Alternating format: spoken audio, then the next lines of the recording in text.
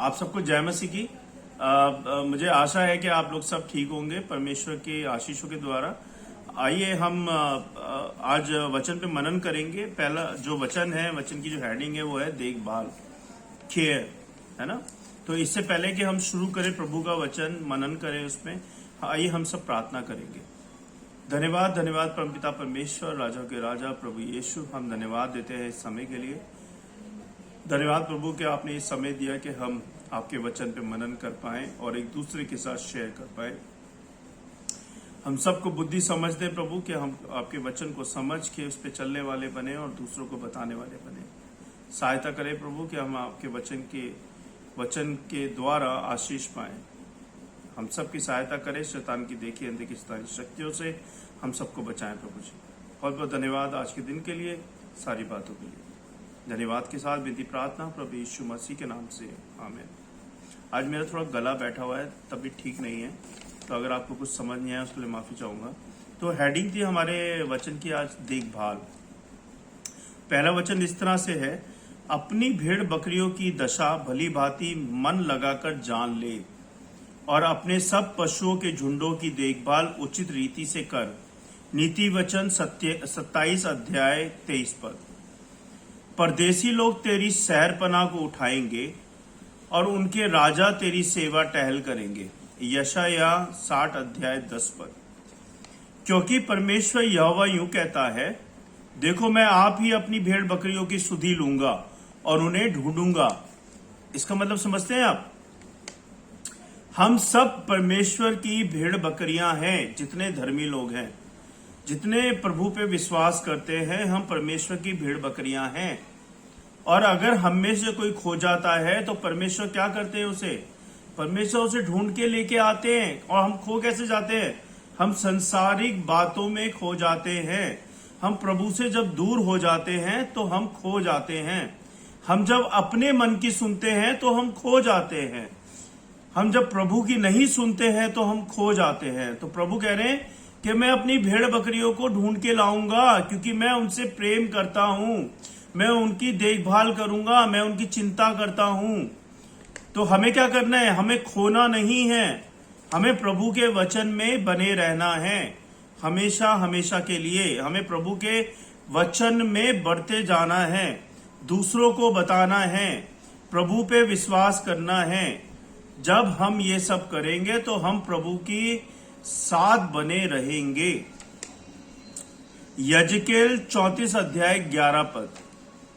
उसने फिर दूसरी बार उससे कहा, हे शमौन यूहन्ना के पुत्र, क्या तू मुझसे प्रेम रखता है? उसने उनसे कहा, हाँ प्रभु, तू जानता है कि मैं तुझसे प्रीति रखता हूं। उसने उससे कहा, मेरी भेड़ों की रखवाली कर, मेरे विश्वास भाइयों की रखवाली कर। यूहन्ना 21 अध्याय 16 पद। मैंने लगाया, अपुल्लोस ने सींचा, परंतु परमेश्वर ने बढ़ाया। इसलिए ना तो लगाने वाला कुछ है और ना सींचने वाला, परंतु परमेश्वर जो बढ़ाने वाला है। 1 कुरिन्थियों 3 अध्याय 6 से 7 पद। मैंने लगाया और पौलुस ने सींचा, परंतु परमेश्वर ने बढ़ाया। इसलिए ना तो लगाने वाला कुछ है, ना सींचने वाला कुछ है, परंतु परमेश्वर बढ़ाने वाला है।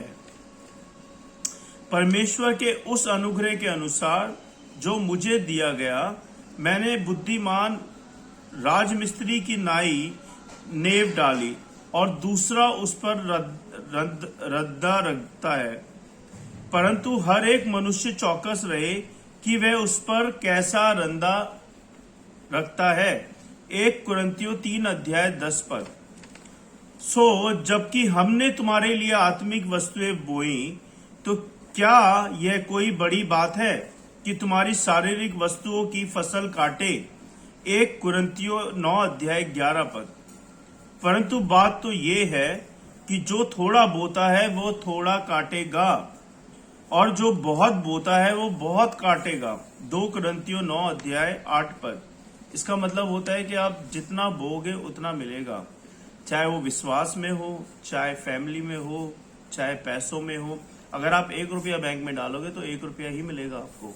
10 रुपया बैंक में डालोगे तो 10 रुपये ही मिलेगा। और अगर आप अपना विश्वास प्रभु पे बहुताई से रखोगे तो आपको बहुताई से प्रभु देगा। तो इसका मतलब ये है, अपने विश्वास को डगमगाने ना दो, प्रभु पे बना के रखो, क्योंकि प्रभु हमारा सच्चा है, वही सत्य, वही मार्ग और वही जीवन है, वही सृष्टि का रचयिता है। और उसके लिए कुछ भी इम्पॉसिबल नहीं है। क्या नहीं है? कुछ भी इम्पॉसिबल नहीं है। आपको किसी भी चीज की घटी है, कमी है, प्रभु से मांगो, उसके सामने प्रार्थना में रखो, आपको मिलेगा। लालच मत करो, प्रभु सब जानता है कि आपकी क्या जरूरतें हैं, क्या परेशानियां हैं, क्या मुसीबतें हैं। तो उसके हिसाब से प्रभु अपने समय अनुसार आपको जरूर देगा। और जो बातें तूने बहुत गवाहों के सामने मुझसे सुनी है, उन्हें विश्वासी मनुष्य को सौंप दे, जो औरों को भी सिखाने के योग्य हो। क्या करें प्रभु? जब आप विश्वास करते हो, वचन में बने रहते हो, वचन का मनन करते हो, परमेश्वर को हमेशा आगे रखते हो हर कार्य के अंदर, तो प्रभु परमेश्वर आपका हर समय ध्यान रखते हैं, आपके बाल बच्चों का ध्यान रखते हैं, आपकी हर परेशानी का ध्यान रखते हैं। तो मेरा ये कहना है, वचन में बने रहो, प्रभु पे विश्वास करो, और विश्वास करके घर नहीं बैठना है, विश्वास करके प्रभु के वचन को शेयर करना है, दूसरों को बताना है उनका वचन, जिससे कि हाँ, जैसे कि हम बचे हैं वैसे ही दूसरे भी बचे, दूसरे भी प्रभु को जाने। आपको मैं बताऊं कि ऐसे कितने लोग हैं, ऐसे कितने जन हैं जो यीशु मसीह को नहीं जानते, यीशु मसीह के बारे में नहीं जानते, बाइबल वचन के बारे में नहीं जानते। तो आज एक मैं आपको कार्य भी दे रहा हूं कि आप जितने भी लोग हैं जो मुझे सुन रहे हैं, देख रहे हैं, अगर आप प्रभु यीशु मसीह को प्यार करते हैं, उनको फॉलो करते हैं, तो अपने एरिया के हर एक पिन कोड के लोगों को जाके सुसमाचार सुनाएं। और जब आप ये कार्य करेंगे, एक तो सबसे पहले आपके मन को बहुत अच्छा लगेगा, और स्वर्ग में बहुत खुशियां मनाई जाएगी जब एक बंदे को आप सुसमाचार सुनाएंगे और वो आपके द्वारा चर्च में आएगा प्रभु के पास। तो ये बहुत बड़ी बात है, बहुत आशीष की बात है। अपना धन अगर इकट्ठा करना है तो स्वर्ग में करना है, पृथ्वी का धन तो वेस्ट है, बेकार है। कोशिश करें कि आप हर एक को सुसमाचार सुनाएं अपने एरिया के पिन कोड में। और जितने एरिया के पिन कोड है, जहां जहां आप रहते हैं, जितने लोग मुझे देख रहे हैं, आप देखिए आप लोगों को कितनी आशीष मिलती है, कितनी ब्लेसिंग्स मिलती है।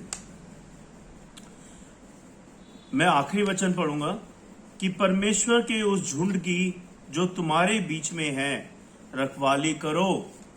इसका मतलब होता है कलीसिया के जितने लोग हैं, चर्च में जितने लोग हैं, उनकी रखवाली करो, क्योंकि शैतान बाहर बैठा है, क्या लगा के, नजर लगा के कि कब ये भटके और कब मैं इसको पकड़ूं, है ना। शैतान बाहर बैठा हुआ है आप लोगों के लिए, मेरे लिए, कि कब हम वचन से हटे, प्रभु से हटे, और वो कब वो हमको पकड़े और अपनी युक्तियों का हमारे ऊपर फंदा डाले।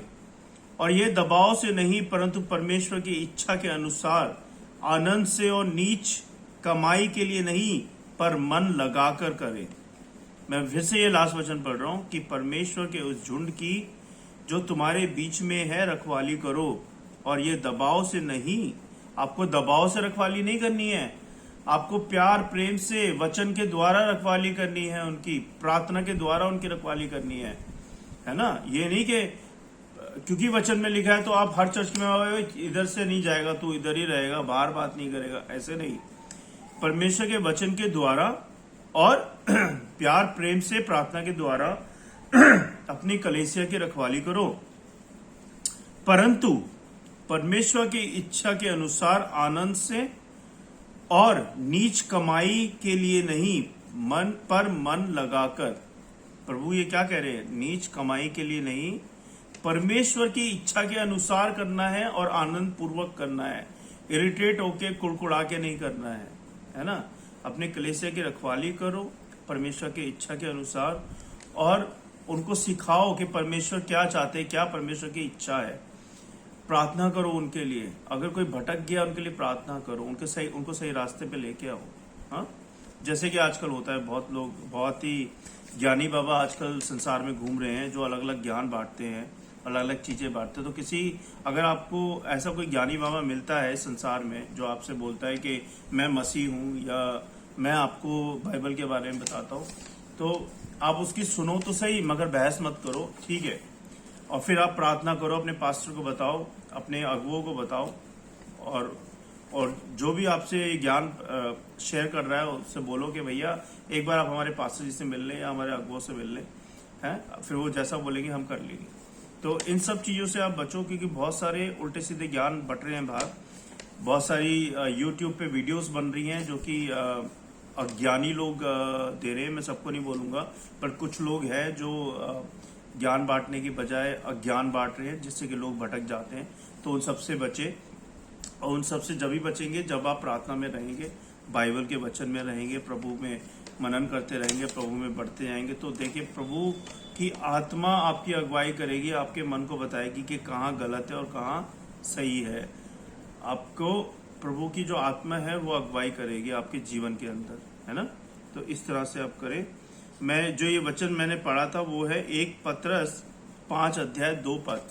तो देखिए, अपने मन का देखभाल करें। हमारा जो मन है ना बहुत चिच्चोर है, आज यहाँ है, कल यहाँ है, आज ये चाहिए, आज वो चाहिए, आज ये करना है, आज वो करना है। तो हम खुद से कंट्रोल नहीं कर सकते। हमें अपने मन का कंट्रोल प्रार्थना के द्वारा करना है। प्रभु से मांगे कि प्रभु मेरे पूरे शरीर का, मेरे मन का ध्यान रखें कि हम पाप में ना पड़े, बुराई में ना पड़े, झूठ में ना पड़े, हम सच्चाई से चले, ईमानदार रहें और तुझ में बढ़ते जाएं। तो जब आप ये रोज कंटिन्यू प्रार्थना करोगे तो शैतान आपको हाथ भी नहीं लगा पाएगा, आपका बाल बांका भी नहीं कर पाएगा। तो इस तरह से आप प्रभु में बने रहें तो आपका जीवन सफल हो जाएगा, आपके बच्चों का जीवन सफल हो जाएगा। अगर आप लोगों की कोई प्रार्थना है, आप लोगों की कोई परेशानी है जिनके लिए आप प्रार्थना करवाना चाहते हैं, तो हमें लिखे कमेंट बॉक्स में। अगर आपको मेरी ये वीडियो पसंद नहीं आई है या मैंने कुछ गलत बोल दिया हो तो वो भी लिखे, मैं उसको करेक्ट करूंगा, क्योंकि मैं भी इंसान हूं, मुझसे भी गलती हो सकती है। मुझे बताएं कि मैं कहाँ पे गलत हूं, तो मैं उसको करेक्ट करके दोबारा से आपके सामने वीडियो लेके आऊंगा। मुझे विश्वास है कि आप लोगों को मेरी ये वीडियो पसंद आई होगी। अगर आप लोगों को ये वीडियो मेरी पसंद आई है तो आप चैनल को सब्सक्राइब करें, लाइक करें और शेयर करें, जिससे कि हम लोग दूसरे लोगों तक पहुंच पाए परमेश्वर के वचन को लेके, है ना। और जो मैंने आपको आज कार्य दिया है, हो सके तो कोशिश करें कि वो आप कर पाए, कि अपने अपने एरिया के पिन कोड में जाके लोगों को सुसमाचार सुनाएं। डरे नहीं, घबराए नहीं, प्रार्थना के साथ जाएं। अगर कोई आपको कुछ बोलता है तो उसका रिप्लाई ना करें, वहां से निकल लें, है ना। तो इस तरह से जब आप वचन पढ़ाएंगे, वचन को समझेंगे, तो परमेश्वर आपको बहुत बहुत बहुत आशीष देगा, आपके बच्चों को, आपके परिवारों को संभालेगा। आइए हम प्रार्थना करें। धन्यवाद प्रभु कि आपके जीवित वचन ने हमें सिखाया कि हमें कैसे अपने मन को देखभाल करना है, कैसे हम कंट्रोल करें अपने आप में। सहायता है प्रभु ये आपकी कि आपने बाइबल वर्स के द्वारा हमें सिखाया, और ये वचन हमें काटता है, छाटता है, अपने रास्तों पे लेके चलता है प्रभु, अपने लायक बनाता है। होने दे प्रभु कि हम तेरे वचन पे ना कि सिर्फ सुनने वाले ना बने, बल्कि उस पे मनन करने वाले बने, उस पे चलने वाले बने, और उस पे दूसरों को चलाने वाले बने प्रभु जी। होने दे प्रभु कि हम सबको बुद्धि समझ दे कि हम आपके वचन को समझ पाएं और उसको शेयर कर पाए। हमारे बच्चों को, परिवारों को संभाले प्रभु जी। बहुत बहुत धन्यवाद कि अभी तक आपने संभाला है, बहुताई से, हर परेशानी से, हर मुसीबत से दूर रखा है प्रभु। बहुत बहुत धन्यवाद प्रभु, हमें खाने को रोटी दी है, कपड़ा दिया है, पैसा दिया है। धन्यवाद हमारे जॉबों के लिए, धन्यवाद हर एक आशीष के लिए, हर एक बात के लिए जो अभी तक दी है। बहुत बहुत धन्यवाद प्रभु मुझे इस्तेमाल करने के लिए कि मैं डिजिटलाइज लोगों को आपका वचन बता रहा हूँ। अगर मैं गलती कर रहा हूँ तो मुझे चिताएं प्रभु, मुझे बताएं कि मैं कहाँ गलती कर रहा हूँ, उसको मैं करेक्ट करूँगा। मुझे और बुद्धि समझ दें कि मैं आपके वचन को समझ के, पढ़ के लोगों को बता पाऊँ। बहुत बहुत धन्यवाद प्रभु कि आपका वचन लोगों तक फैल रहा है, सब तक जा रहा है प्रभु। होने दे प्रभु के बहुताई से मैं आपके वचन के द्वारा बहुत लोगों तक पहुंच पाऊँ। इस आशीष के लिए धन्यवाद प्रभु कि आपने मुझे बुद्धि दी कि मैं YouTube पे जाके लोगों को आपका वचन बताऊं। इस आशीष के लिए धन्यवाद परमेश्वर। धन्यवाद सारी बातों के लिए, सारी आशीषों के लिए। जितने लोग मुझे सुन रहे हैं, देख रहे हैं, उन सबको आशीष दे प्रभु।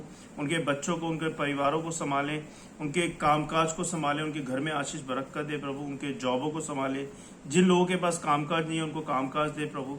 हर मुसीबत से बचाएं परमेश्वर। मैं प्रार्थना करता हूं प्रभु कि जब लास्ट 2 साल से कोविड में थे हम लोग, लेकिन इस साल आपने हमें शांति दी है कि इस साल हम सब बचे हुए हैं, हम सबको जिंदा रखा है। जो लोग इस दुनिया में अब नहीं है कोविड की वजह से, उनके घर में शांति दे प्रभु, उनके परिवारों को शांति दे, उनकी आत्माओं को शांति दे जो अब इस दुनिया में नहीं है। बहुत बहुत धन्यवाद प्रभु हर एक बात के लिए, हर एक आशीष के लिए, अभी तक संभालने के लिए। मैं सारी विनती प्रार्थना आपके चरणों में रखता हूँ, सुने और ग्रहण करें प्रभु यीशु मसीह के नाम से, आमीन। आप सबको जय मसीह की। बहुत बहुत धन्यवाद। आप लोग मुझे देखते हैं, मेरे वीडियो को पसंद करते हैं। मेरी यही विनती प्रार्थना है कि आप लोग मेरे चैनल को सब्सक्राइब करें, शेयर करें, जिससे कि हम प्रभु का वचन के साथ दूसरों तक पहुंच पाए। जय मसीह।